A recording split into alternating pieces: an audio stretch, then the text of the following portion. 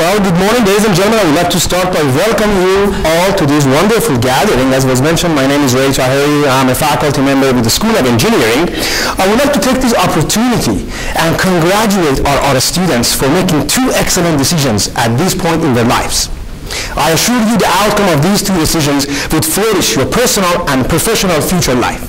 Life is all about making decisions. Unfortunately, some of these decisions are already made for us. We don't choose where we're born, we don't choose when we're born, we don't choose our parents. I know some parents will say, I didn't choose my children either. But of course, none of the parents here, because they're very proud and happy about the children. But that's the truth. The life is all about making decisions, and you have made two golden decisions at this point. Number one, you have decided to further your education. Excellent decision.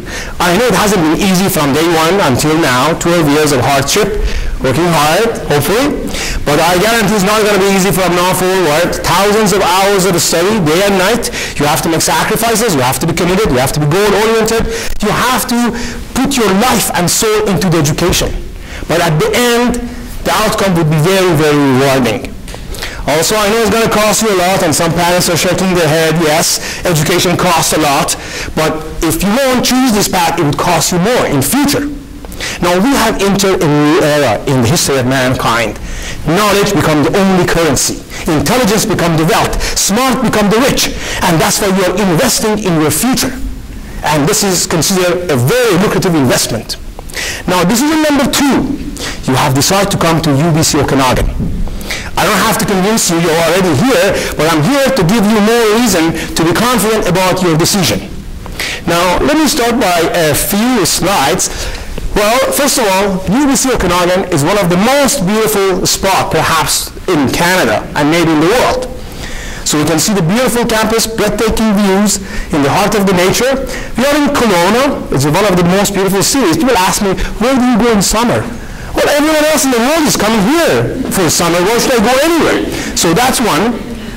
You know that we believe in the slogan of UBC is a place of mind. Why? Because in this place, minds meet.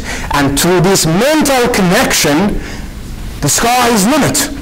Your imagination is what is stopping you.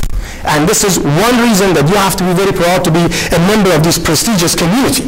Now let me give you some kind of a statistic. Sometimes numbers and graphs are kind of replacing words. So this is our enrollment in 2005 to 2010. I'll show you 2011, 2012 later on. As you can see, we have extremely high growth. We go from 3,400 to roughly about double. Our graduate students from 41, almost 15 folds. In terms of the diversity, our campus is very diversified. It's almost like a global village. So we have 9% of our students, foreign students. We have from rest of the Canada, we have from rest of the BC, from Vancouver Metropolitan, as well as from Okanagan. Students coming from abroad, they brought their own experience. As it was mentioned by one of our new students, that is the life experience that you will learn at UBCO. So that's a privilege. And we believe in all the faiths here, and everyone is living in peace and harmony. That is one of our characteristics. Now, then, this is in terms of the residents. As you can see that the residents from roughly about 400 went to 1,464, which is up to, not today, is increased already. I'll show you again the result for 2011, 2012. Number of the beds. I'll go quickly. Employment, of course, as we increase our enrollment, then we have to hire more faculties, and we offer first class university education. This is the academic research in the economy is not very good. Look at how increasingly we improved our research grant, and this is the foundation of universities from 6.8 went to $10.7 million. And in terms of the building, from 13 buildings, it went to 33, and not including actually 2 buildings that was inaugurated in 2011, 2012. And from the square footage, 53 went to roughly 3 times to 136,000 square meters. This was the campus when I came here about 6 years ago. And this is what you see today, including 2 buildings that we have. However, last year was a golden year in the history of UBCO Okanagan. In this particular year, number one, we have met the target that was defined by government of BC in terms of the number of the enrollment. We're supposed to get to 8,000 level, and we accomplished that, and actually we exceeded by 15 students. That's amazing. We finished 2 buildings, including the cream of the crop, the diamond of the crown, engineering and management building. I have no bias in that case. I think $60 million, and that was one. Also last year we finished health science building, and for the first time we recruit medical students. For the first time we offer heartbeat forensic psychology. These are all achievements in terms of the residents. We went to the maximum level, which is 1,700 beds. And last but not least, finally, our basketball and volleyball team joined a Canadian inter-university sport, which is the highest league in Canada. So these are all the reasons, perhaps, that you were aware of.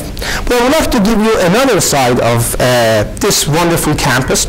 I personally came from a huge campus, 25,000 students. You know, we have our own Petrol and 7-Eleven and Dairy Queen, and we have our own pub, which I was a regular customer.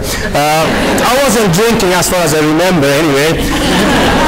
When I came here, although I received world-class education, but when I came here, I felt something different, and I sensed that human texture among our campus, faculty members and students, and this is very important. Sometimes those big universities, when we go there, I've been there to the capacity of the professor as well as the students in 3 continents, North American continent, Europe, and Asia. Sometimes you see professor comes and teach, and next time you see is from the back when he comes for the next lecture.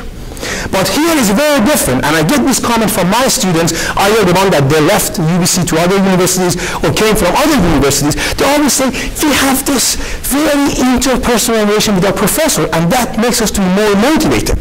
And that was one of the reasons perhaps you chose UBC. In UBC, your voice is heard, your presence is valued, your opinion, it will be valued as well. So you are here as a prestigious member of this big community. And of course, you have great power in your hand. Of course, with great power comes great responsibility.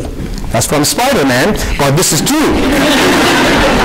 So when you start your program on September 1st, someone asks you, what is your job? Don't say, well, I don't have a job, I go to school. Tell them, I am a professional student. And with the professionalism, you have to act as a professional. So you will be our ambassador outside and inside the campus. You will be our flagship.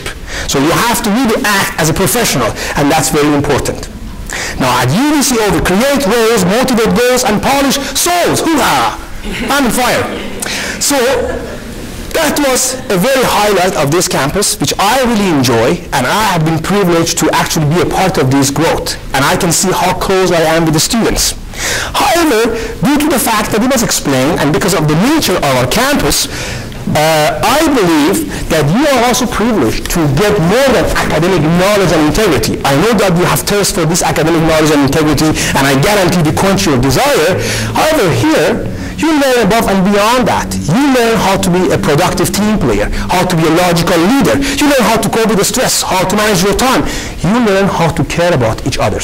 Caring is the noblest quality among mankind. People don't care how much we know, unless they know how much we care. And I see that every day to my students. They don't care how much I know, unless they know I care about them. That's why we faculty and staff, we care a lot about our students. So this is number one. Also, I would like to give you a couple of advices. Perhaps it helps you with your future study. I think your main goal is to further your education. Yes, that's your target. But don't forget that sometimes it's not good to only focus on your destination. Sometimes it's good to enjoy the journey as well. I give you kind of this old story, the Zen story. There's this young disciple comes for a final test, and the Zen master, and Zen master says, okay, this is your final test. I give you a spoon, I put some oil, and you go to botanical garden, and then you come back without dropping any oil. And this disciple goes and look around, and you have so much distraction and beauty, and come back and there is no oil in the spoon. And the master asks, what happened? He says, I just get so infatuated with environment. I forgot about the spoon. I'm so sorry I failed this, but give me another chance. I prove I'm worthy to pass. And the master says, okay, here the next time. And this time he went like this, and then come back and says, you see, I got it. And the master asks, okay, well, you seem to accomplish, but what do you remember from your journey? He says, nothing.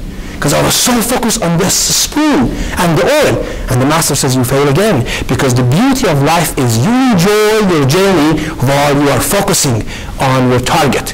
So get involved in other activities, voice your opinion, and think about your society and your community, because in the very near future, 4 years, 5 years, it flies, 12 years passed already, it's going to go faster too.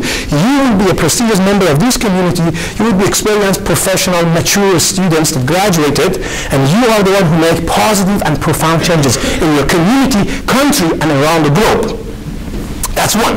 Number 2, know yourself. So, go back here.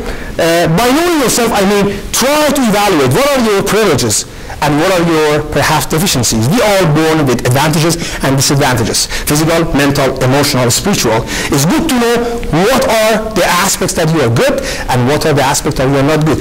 Work on those areas that you need improvement. I'll give you another example. I don't know, many of you guys perhaps know Bruce Lee was a martial artist as well as an actor, and not many people know that this world-class athlete, his left foot was ½ an inch smaller than right foot. And one time in the interview said, yes, it was the case. When I saw martial art, people laugh at me. We can't even walk. How can you be a martial artist? And he said, I knew my deficiency. And when I see a punching bag, everyone kick it 100 times. I do it 1,000 times. And my deficiency and disadvantage become my advantage. So I tell you, don't ever give up. When you feel you need to work on it, do it until you finish it. And if you think this is only a cartoon, well, I'm sure you will have more chance than that, but anyway. So this is to work on it and keep trying, and you get professional help here, and there are lots of people, professional students, faculties, staff that will help you. Here, a place that you catch up. And finally, last but not least, I would like to tell you, and I saw that through about 3,000 students I taught through a course of last perhaps 6 or 7 years. I see sometimes when the students start the program, they're still in a mode in high school and they just want to have a party a little bit here and there. The first few weeks of your education is very important. It's a do or die. I suggest you first day you get the lecture, you go and work on the assignment. And this is a very, very important tip. I've seen so many good students, brilliant, as well as they were hardworking, but they slipped the first few weeks. And for the rest of 4 years, they had to run. You know, many of you would deserve to get a scholarship. You will get a scholarship, but you know what? It's based on your average. And when you get 1 times C- average, it takes you forever to bring it to A+. So from day 1, start working hard. Don't forget, once Edison said, genius is 1% inspiration, 99% perspiration. Work hard and you will be rewarded. Anyway, I think I have done my time. I would like to again wish you all the best in this holy journey of furthering your education. Go with a good speed and Godspeed. Thank you very much.